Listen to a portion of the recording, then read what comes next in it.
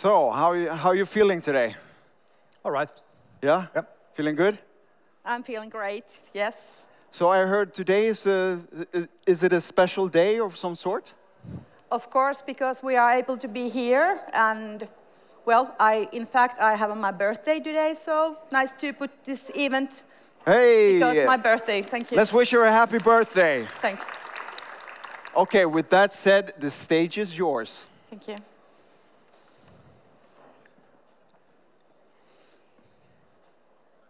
All right, welcome, and it's really nice to be here.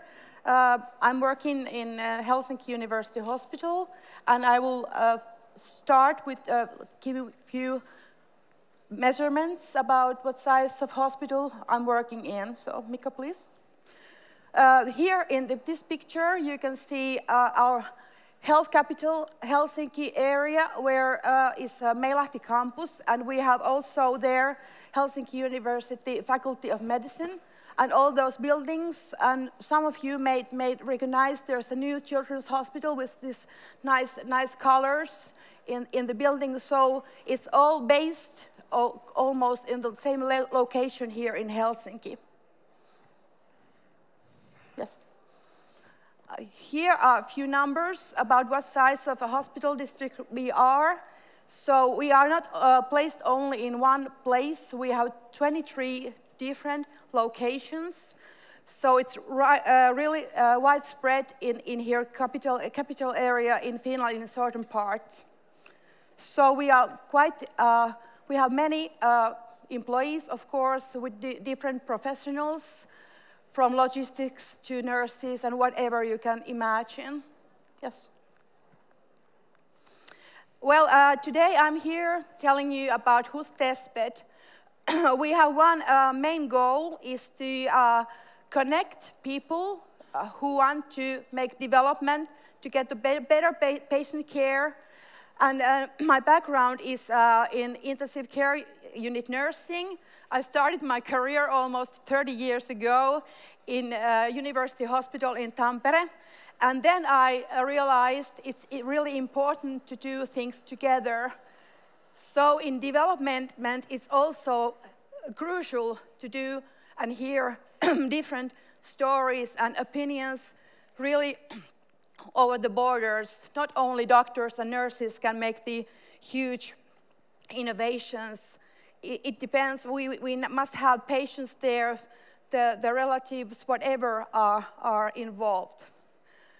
HUS testbed, we built that almost 3 years ago, and we are connecting companies with the clinics and of course, the research and study in universities. So the goal is to open one door when you can proceed and have the processes easily accessible for the companies. And also, we are working from startups to medium-size and the globals. And Mikko will tell you more about our really nice process to what we deal together. So, next slide, please. HUS testbed is part of national work, of course, for the testbeds. We have 5 university hospital districts in Finland. We are working tightly, closely together, learning together, trying to make the processes easier. And HUS is also part of Nordic Proof, which is a Nordic net, where we try to find also the ways for the companies to go to the Nordic markets and also to have the testing same time in different locations. And this is really nice to hear how the things are, the same processes are done in Nordic countries, so we can compare what's the main goal for us to make it easier, or do we have some profits to share. In the Nordic Proof concept, there's also Oulu University Hospital involved, and in Finland, of all those 5 different testbed environments, where we are quite different from each other. So it's also very important to try to do together here in Finland, not to try to do individually in every locations, because Finland is quite a small country. So doing things again, alone, we have to do together so we can proceed to the Nordic market and also the European and the global. So that's really important. And if you have time and interest, please visit the websites of Nordic Proof also. Yes. Okay, I'm going to be saying a few words about the live project case we implemented in the testbed context, closed nearly 2 years ago. And we carried out a research project to test the feasibility of service design in product and service development. And it was implemented together with testbed in such a way that we implemented the study itself, and testbed organized access to the facilities, all the patient interviews, client-side resourcing, research permissions, and things like that. The title of the research project is shown there from diagnosis to rehabilitation, improvement of care pathway by service design. And we started the work roughly 2 years back. We needed to do some preparations during the spring, applied for the research permission, finally got it, and then we could kick things off in May 2018. From the kickoff, it took roughly 4 months to conclude the study and publish the results and the report.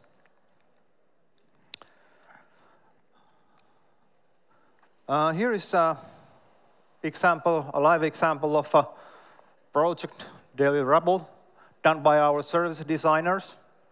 And as you can see, this resembles a process flow diagram. In the upper part, you can see here is the patient part. And in the lower part of the slide is the personnel part. And the study was done in such a way that the service designers carried out different sort of interviews, and then they took note of their findings. And all the, let's say, positive things you can see are marked with green. All the improvement ideas, or to put it not so nicely, negative things are in red, and in the green, orange are the things in between. And then there were some special cases which need further investigation, or some notes they took, stated as an explanation marks here. So this is what the actual documents looks like, what they delivered. Then the project end results was basically a list of different kind of improvement ideas or actions. They were ranging from a different kind of process improvement topics to work reorganization topics, and then to ideas that we can use technical solutions to improve those things. And of course, we did not present any sort of detailed improvement plans or actions, but more like ideas and rough suggestions. And as CGI, we are an IT company.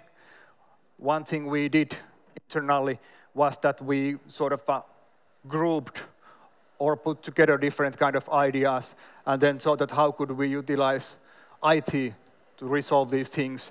And here is a sort of you can see different kind of terms we use to group things. So some of the improvement actions could be completed by using service design, especially the ones from the patient point of view or the employee point of view, and then some more technical things, let's say using application development or different kind of analytics, as you can see.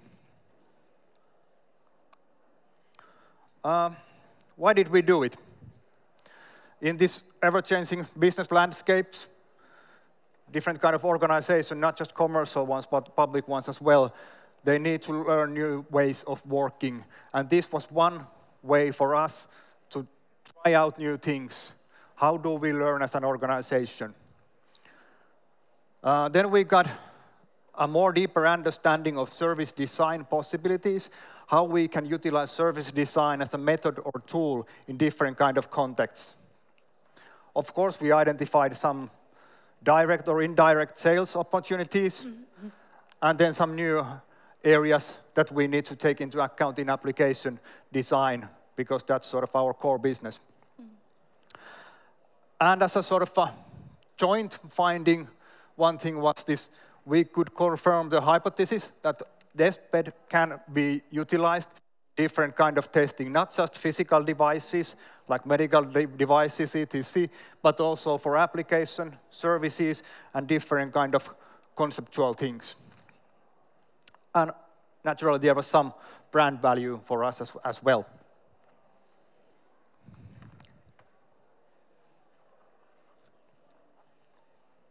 And then to the relating to the topic of our session in more in general, success factors from a commercial organization point of view.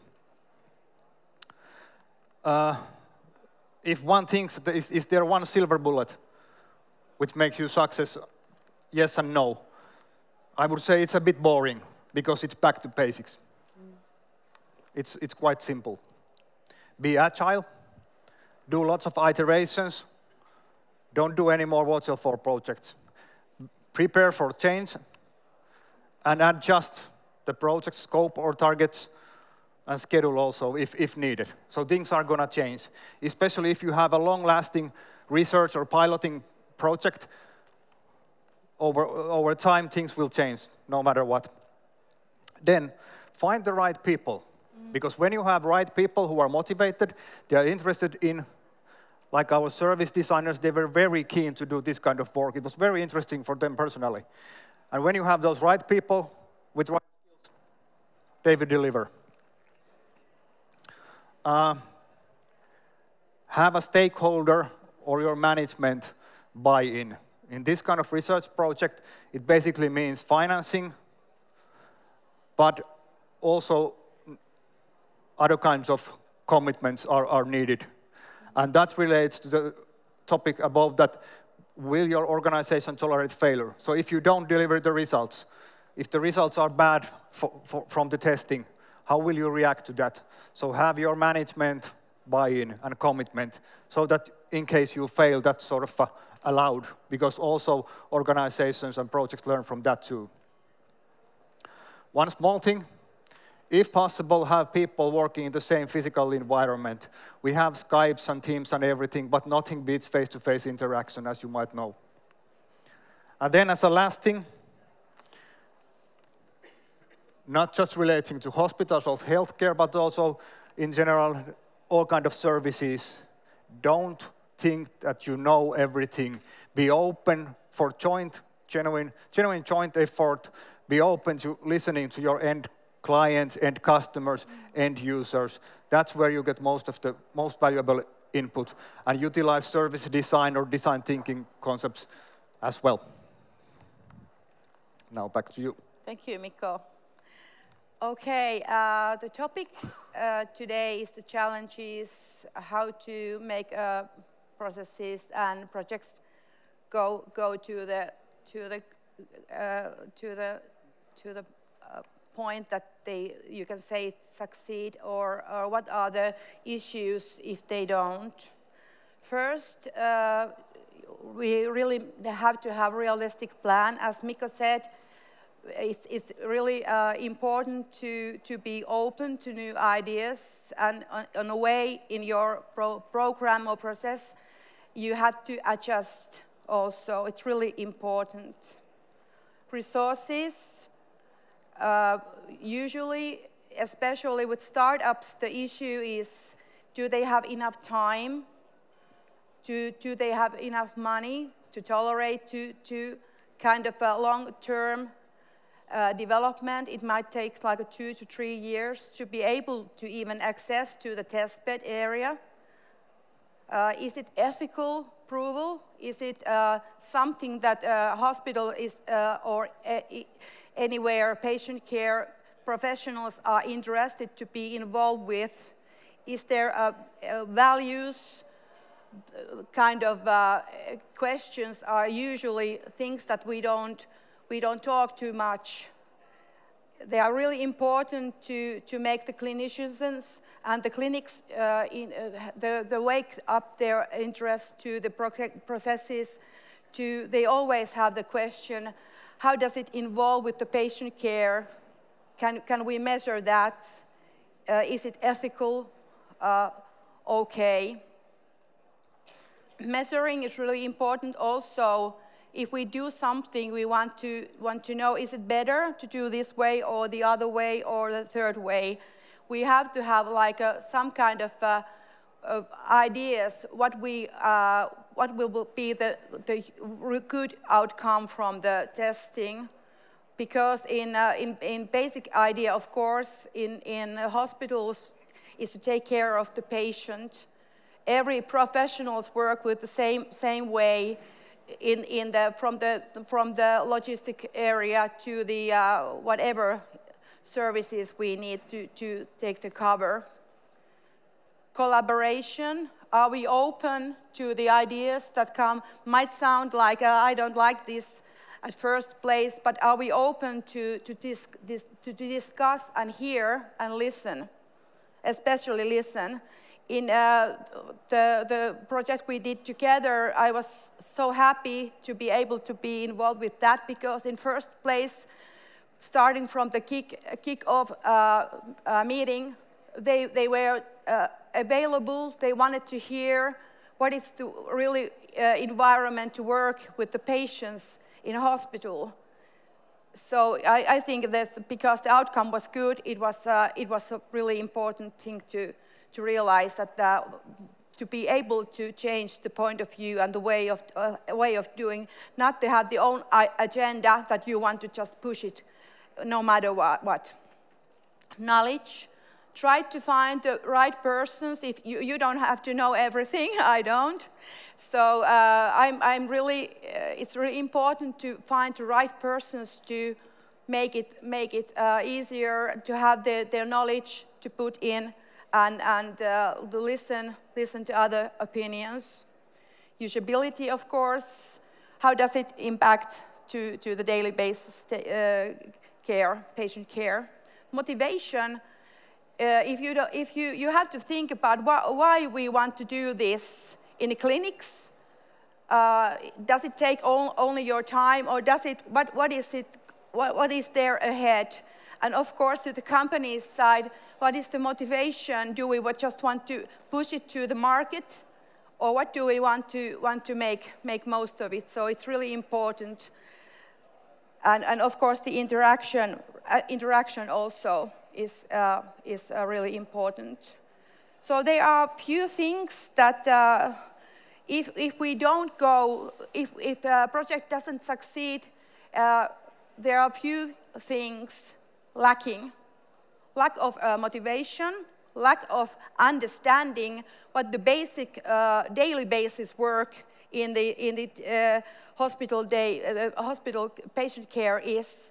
If companies just go in there, whatever environment, like at 10 o'clock in the morning, if they don't know what is the real deal there when you're hands-on patient care, you go in the totally wrong timing. You don't understand what's the point of all that we are doing there. That's why we're in the testbed also. We are trying to open the ideas. What is it the basic work in a hospital? So the understanding of what's the main goal for the day to work there. It's not make the development only. it's to take care of the patients. Yes. Next, please. Seems that was not. All right. Yeah, there we go. So why collaborate with, of course, HUS testbed is the best testbed in the world, of course, in the universe maybe. We give early feedback to the ideas, to the companies. And that's one thing also that can mislead the companies. Total thing that if you do some kind of development in your own basics, in your own office, like too many years, and if you don't go to the clinics and ask for the real people who are working with that in daily basis, you might get like, well, it's gone over like 3 years ago, we had it already. So it's really important to have the connection in as early phase as possible. And as I told you about the understanding clinical environment, that's something we want to of course, open to the companies, the ideas. And of course, the testing and clinical validation. Usually in our testing cases, there is a University of Helsinki and Aalto University also involved. And it's really important for the professionals to have also the proceeding the academic careers, like I have the papers out, you know what I'm talking about. So you can like a win-win situations. There are so many possibilities for that. And we try to cover that also. And of course, very important is to have the post-market feedback. And of course, it's really important to, I think, Mikko, correct me if I'm wrong, it's really important to also to the companies to say, hey, we did it in HUS, Helsinki University Hospital, and this is our results of testing. It's also a really good way to proceed the other markets in global. And we heard also that maybe a few Finnish companies has already, they tried to go abroad, but then they came back, and because usually people ask, maybe in Norway or wherever, did you do this already in Finland? They said no, so they come back here and we go further together. And here is also our website address. Please free to connect me. My email address is also there. I'm happy to help if I can. Yeah. Yeah. So. Just besides post-market feedback, now the new MDR regulation steps in May. Sooner or later, more and more demands are arising from that area as well to do clinical validations and studies of your devices, software, and so forth. So it's a good and necessary opportunity to utilize this kind of test space as a research environment. And maybe if I can add one thing, I hope you heard I tried to kind of say it, that the testbed is not only for medical devices, it's everything included in the hospital, so like this case. So it's not always like a material thing. It can be whatever, from operating room air conditioning to patient monitoring, whatever you need to have to and want to develop together with us. Well, hope you enjoyed our word here. We did, didn't we? Yep. Yep. Indeed. Yep. Good. Thank you. Thank you. Okay, hold on. I just want to ask you a question, Satu and Mikko. So, what a great day to celebrate your birthday, huh? Yeah. That's great. Okay, Thank you. Well, yeah, you were all invited. So I was thinking before you go off on stage, just one question. Regarding your work, what kind of challenges or opportunities do you see in the future? One challenge, one opportunity. The challenge is in our heads, it's in our minds, the boundaries are there. Everything is possible if we want to do it together. You name it, of course, in this environment, but in life, in everywhere. So I think and humans are always needed. Well, there are a few words now coming out. I mean that even we have the intelligences and robotics and whatever, humans are always for humans, necessarily involved with the patient care. Hey, yeah. That's great. What about you? Opportunities, yeah. as you can get the sort of a clinical access as early as possible. That's the main thing, best thing for us. So definitely we're going to utilize that more and more in our service development. Okay, so that's great. Thank you so much Thank for you. your topic and your expertise. So yeah, thank you so much. Thanks.